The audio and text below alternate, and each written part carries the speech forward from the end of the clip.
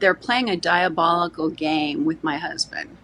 The wife of a Marine colonel being held in the Camp Pendleton brig is begging for help to free her husband. He was put there for a conviction which has since been overturned. And 10 News reporter Matt Boone is joining us now with the details of the case and why he was convicted in the first place. Matt?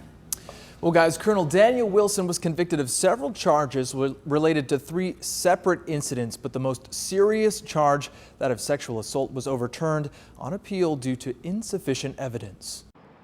Beyond the gates of Camp Pendleton sits Colonel Daniel Wilson, who's been in the brig since early 2017.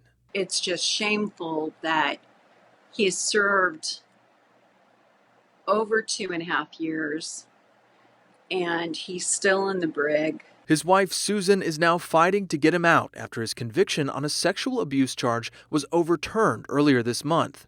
And I don't understand the reasoning of the government to keep him in any longer. The conviction came in 2017 when a military court found Wilson guilty of inappropriately touching a 6-year-old girl at his home while stationed at Camp Lejeune in North Carolina.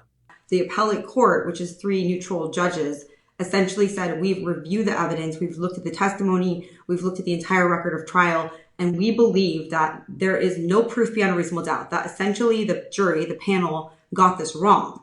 Katie Cherkosky is Wilson's attorney. She argued that the child victim's statements lack credibility because the testimony was irreconcilable from one version of the story to the next. In a 57-page opinion, the appellate panel agreed, writing, quote, "In sum, the government presented no physical evidence and no corroborating eyewitnesses who saw or heard signs of abuse."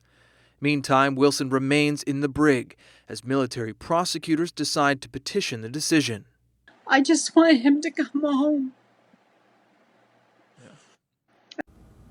We reached out to the Marine Corps, who told us this statement: the case against Colonel Daniel Wilson is still going through the appellate court process. There are no updates to his status at the time. We will provide updates as they become available for release. Now, they do have until the end of this month to decide how they will proceed. Matt Boone, 10 News. Matt, thank you. The 2 Canadian